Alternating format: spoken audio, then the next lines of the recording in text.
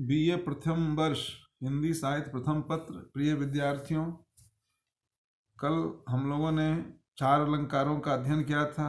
वो अलंकार थे अनुप्रास, यमक, श्लेष और स्वभावोक्ति। आज हम उससे आगे कुछ अलंकारों पर विचार करते हैं, उसकी परिभाषा उदाहरण समझते हैं, उसकी व्याख्या करते हैं। एक अलंकार है उपमा। उपमा अलंकार की परिभाषा इस प्रकार दी जाती है: दो वस्तुओं में जहाँ समानता का भाव व्यक्त किया जाता है वहाँ उपमा अलंकार होता है।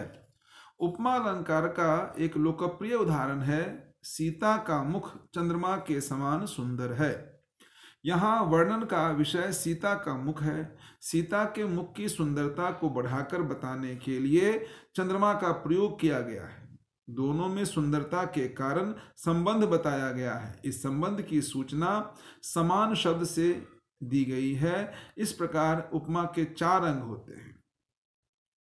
उपमेय, या जिसे हम प्रस्तुत कहते हैं, जिसकी समता किसी दूसरे पदार्थ से दिखाई जाती है। जैसे हम जो उदाहरण बोल चुके हैं, सीता का मुख चंद्रमा के समान सुंदर है, इसमें सीता का मुख उपमेय है, इसकी तुलना हम कर रहे हैं। तो इसको ऐसे करते हैं, जिसकी तुलना की जाए उसे हम कहते हैं उपमेय, और जिससे तुलना की जाए उसे हम कहते हैं उपमान। उपमान जिससे उपमा दी जाती है, जैसे चंद्रमा। साधारण धर्म जिस गुण के कारण उपमेय एवं उपमान में समानता स्थापित की जाती है उसे साधारण धर्म कहते हैं, जैसे सुंदर।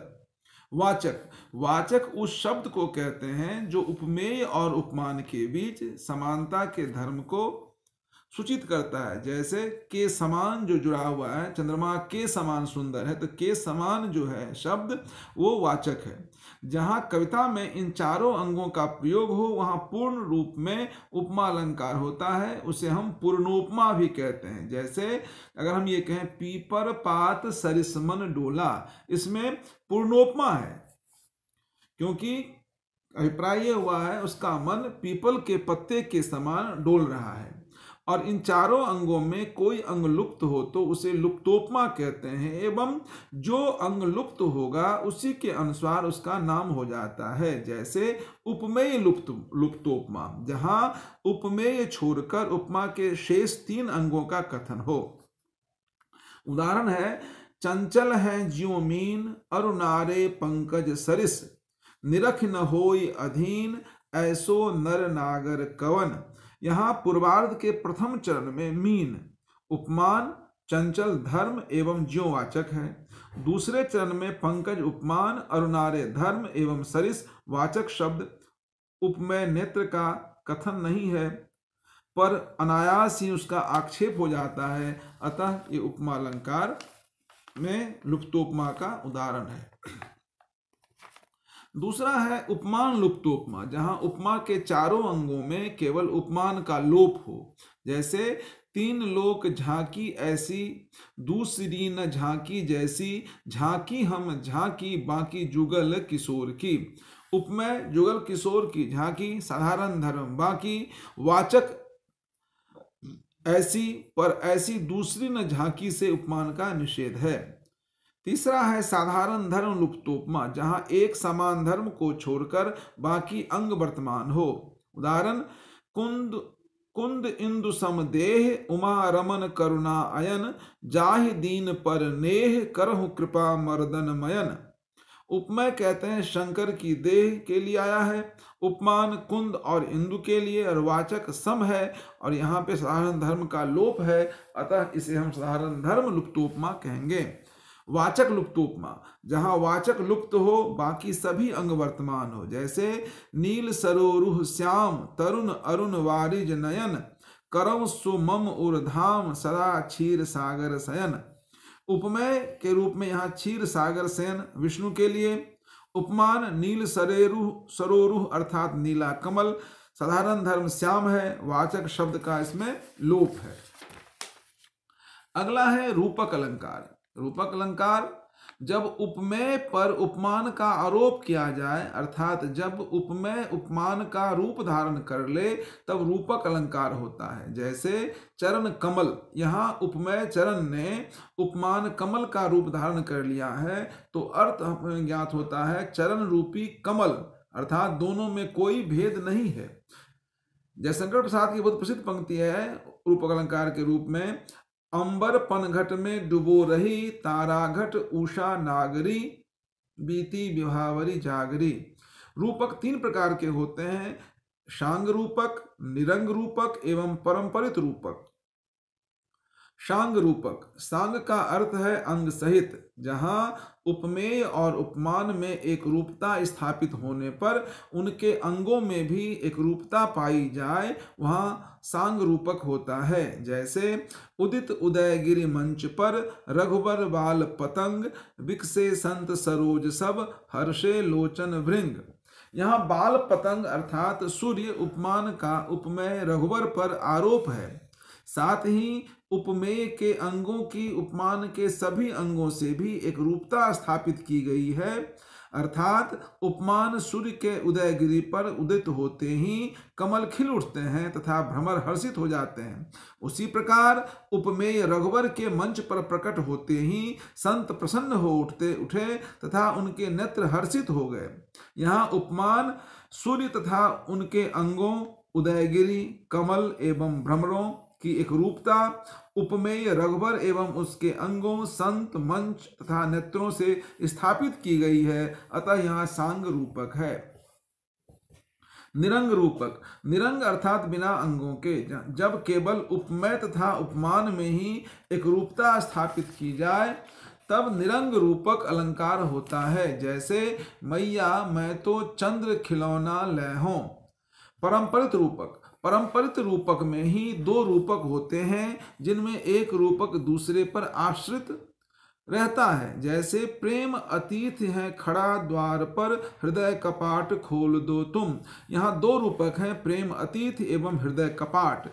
दूसरे रूपक का आधार पहला रूपक है, अर्थात पहला रूपक दूसरे के बिना स्पष्ट नहीं हो सकता, अतः यहाँ परंपरित रूपक है।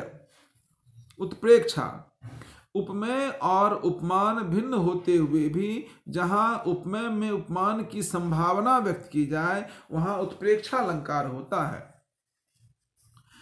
इस अलंकार की सबसे बड़ी पहचान ये होती है कि इस तरह के काव्य में मनु, जनु, जानहु, मनहु, मानो, जानो, इव आदि शब्दों का प्रयोग होता है। जैसे एक बिहारी की बहुत प्रसिद्ध पंक्ति है, उत्प्रेक्षा अलंकार के रूप में अक्सर प्रयोग में लाए जाते हैं। सोहत ओढ़े पीतपट, श्याम सलोने गात, मनहु नील मणि शैल पर, आतप पर्यो प्रभात। यहाँ उपमेय श्री कृष्ण का श्यामल वर्ण का शरीर और उपमान नीलमणि पर्वत की संभावना व्यक्त की गई है। उत्प्रेक्षा अलंकार के 3 भेद होते हैं। पहला वस्तुत्प्रेक्षा, दूसरा हेतुत्प्रेक्षा एवं तीसरा फलोत्प्रेक्षा। वस्तुत्प्रेक्षा, जहां एक वस्तु में दूसरी वस्तु की संभावना व्यक्त की जाए वहां वस्तुत्प्रेक्षा होती है। जैसे हम सोहत ओढ़े पीतपट, श्याम सलोने गात, मनो नील मणि शैल पर, आतप पर्यो प्रभात। इस उदाहरण में श्री कृष्ण के श्यामल वर्ण के शरीर में नीलमणि पर्वत की संभावना की गई है, अतः यहाँ वस्तुत्प्रेक्षा अलंकार है। हेतुत्प्रेक्षा, हेतु कहते हैं कारण को, जहां कारण के न होने पर भी कारण की संभावना की जाए वहां हेतुत्प्रेक्षा अलंकार होता है। जैसे मनो कठिन आंगन चली, ताते राते पाए। नायिका, कवि वर्णन ये करना चाहता है कि नायिका के पैर स्वभावतः लाल हैं, पर यहाँ आंगन की कठोरता के कारण उनका लाल होना कहा गया है, जो वस्तुतः कारण है ही नहीं, अतः यहाँ हेतुत्प्रेक्षा अलंकार है। तीसरा है इसके भेद में फलोत्प्रेक्षा, जब फल न होने पर भी फल की संभावना की जाए, अर्थात जो उद्देश्य न हो उसे उद्देश्य मान लिया जाए, वहाँ फलोत्प्रेक्षा अलंकार होता है। जैसे बढ़त तार को पेर यह, मन चूमत आकाश। ताड़ के पेड़ की प्रकृति ही बढ़ते जाना है, वह आकाश चूमने के फल की इच्छा नहीं करता, परंतु कवि के द्वारा ये कल्पित की गई है यहाँ जो आकाश चूमने के लिए बढ़ते जाना उसका उद्देश्य मान लिया गया है, अतः यहाँ फलोत्प्रेक्षा अलंकार है। अगला अलंकार है अतिशयोक्ति। अतिशय कहते हैं, अतिशय मतलब बढ़ी चढ़ी, और उक्ति मतलब कथन। जब उपमेय की प्रशंसा अत्यंत बढ़ा चढ़ा कर की जाए तथा लोक सीमा के बाहर की बात कही जाए तो वहां अतिशयोक्ति अलंकार होता है। जैसे बिहारी की एक बहुत प्रसिद्ध पंक्ति जो अक्सर अतिशयोक्ति अलंकार के रूप में प्रयोग की जाती है, पंक्ति है, इत आवत चली जात उत, चली 6-7 हाथ, चढ़ी हिडोरे सी रहे, लगी उसासन साथ। यहाँ बिरहनी नायिका की स्थिति को अत्यंत बढ़ा चढ़ा कर बताया गया है। जब वो सांस लेती है तो 6 हाथ पीछे और सांस छोड़ती है तो 7 हाथ आगे चली जाती है, अतः यहाँ अतिशयोक्ति अलंकार है। इसी प्रकार से एक उदाहरण अतिशयोक्ति का ही बहुत प्रसिद्ध उदाहरण है, हनुमान की पूंछ में लगन न पाई आग, लंका सिगरी जल गई, गए निशाचर भाग। अर्थात हनुमान के पूंछ में आग लगी ही नहीं कि संपूर्ण लंका जल के भस्मीभूत हो गई। इसमें भी अतिशयोक्ति अलंकार है। इसी प्रकार से एक अलंकार, इसका उदाहरण एक और है, धनुष उठाया ज्यों ही उसने, और चढ़ाया उस पर बाण, धरा सिंधु नभ सहसा कापे, बिकल हुए जीवों के प्राण। इसी प्रकार से मलिक मोहम्मद जायसी ने अपनी प्रसिद्ध कृति पद्मावत में बहुत सारे अतिशयोक्तिपूर्ण वर्णन किए हैं। उसमें एक पंक्ति है नागमती के विरह वर्णन से जो ली गई है, पियस पियसो कह संदेश रा, हे भौरा हे काग, शोधन बिरह जर मुई, तहिक धुआं महलाग। नागमती कहती है, जो जाओ मेरे प्रीतम से संदेशा कहना, हे भ्रमर हे काग, जो आपके विरह में, रतनसेन के वियोग में नागमती जल के मर गई है, मर चुकी है, विरह कारण जल गई है। उसके मरणोपरांत जो धुआं उठा है उसके कारण से कौवे का रंग और भ्रमरे का रंग काला हो गया है, जो अत्यंत बढ़ा चढ़ा कर कही गई बात है। अतः इसमें अतिशयोक्ति अलंकार का बड़ा ही सुंदर उदाहरण ये भी है।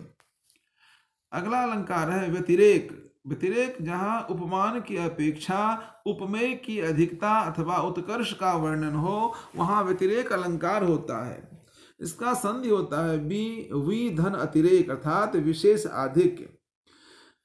जैसे विधिते कवि सब विधि बड़े, यामे संशय नाही, सटरस विधि की सृष्टि में नवरस कविता माही। यहाँ विधाता की अपेक्षा कवि के उत्कर्ष का वर्णन है, क्योंकि कवि की सृष्टि में 9 रस होते हैं और विधाता की सृष्टि में 6 रस।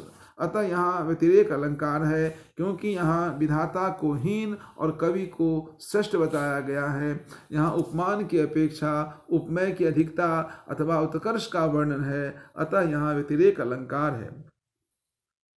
इसी प्रकार तुलसीदास ने भी लिखा है, सब सुवरन सुखमाकर, सुखद न थोर, सिय अंग लखी कोमल, कनक कठोर। यहाँ सीता के अंग कनक सोने के समान वर्ण वाले हैं, लेकिन सीता के अंग कोमल हैं, कनक तो कठोर होता है। इस प्रकार अंगों के सुनहलेपन का प्रसिद्ध उपमान कनक का अपकर्ष और सीता के अंगों उपमेय का उत्कर्ष वर्णन किया गया है, अतः इसमें भी व्यतिरेक अलंकार है।